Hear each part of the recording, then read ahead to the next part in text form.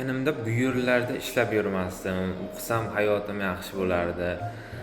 Bolamni o'qitaman, o'zim o'qolmadim deb hozirgi ishlayotgan joyingizdan nolib, qayerda ishlayotgan bo'lsangiz ham qanaqadir o'qimagan, o'qish kerak bo'lmagan sohada ishlayotgan bo'lsangiz, shunaqa xayol o'tayotgan bo'lsa, bunga nima deydi, qarshi bir narsa aytaman. Bugun o'tirgandik bolalar bilan Koreyada.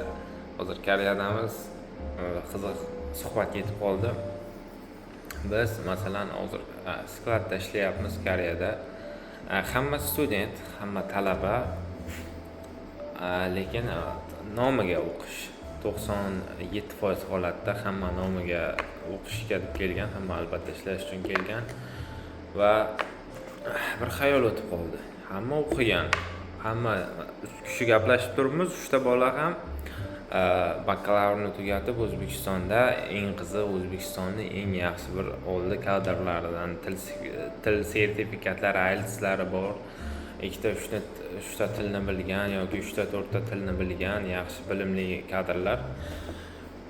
Kimdir ichki ishlar bo'yicha Ichki ishlar vazirligining akademiyasini tugatgan, kimdir yana har xil yaxshi universitet, O'zbekistondagi top universitetlarni bitirgan 3-4 ta bola gaplashib turibmiz va ularning IELTS desak, masalan, IELTS eng kamligi 6 va 7,5 gacha bo'lgan yaxshigina sertifikatlar ham bor bolalar.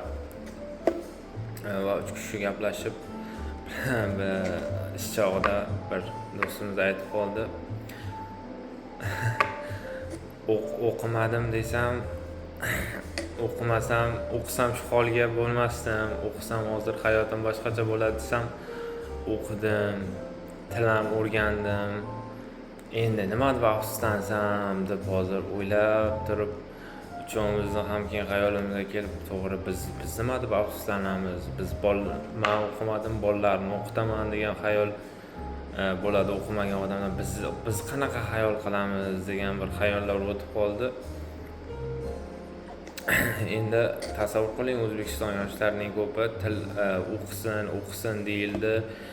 Kelajagi farovon bo'ladi, yaxshi bo'ladi deyildi, ammo o'qigan yoshlarni o'sha hamma bilgan, yaxshi ko'rgan, IELTS degan, ingliz tilini o'qigan yoki boshqa tillarni bilgan, hamma ish qilib o'qiganlarni ko'p qismi o'zini chet davlatlarga o'ryapti, chet davlatlarga yana o'qishini davom ettirish bahonasida, o'qish bahonasiga borib albatta ishlayapti va ishlagan taqdirda ham ko'p qismimiz men ham o'shalar qatorida qora ishlarda ishlayapti va bu shunaqa davr kelganligini anglatyaptiki, ya'ni o'qiganlarni davri tugadi va o'qishdan hech qanday naf qolmadi.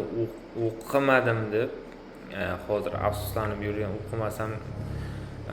o'qimaganligim uchun shu yerda yuribman, o'qisam bo'lar ekan degan afsuslanishlarningizni chetda surib, hozirgi ishingizdan agar yaxshi pul topayotgan bo'lsangiz, yaxshi kasb qilayotgan bo'lsangiz, ishingiz jismoniy jihatdan unchalik qiyin bo'lmasa, nolimasligingizni so'rab qolaman. Chunki nima deydi, o'qigan yaxshi bilimli kadrlar, salohiyatli kadrlar ham hozir o'qimaganlardan battar.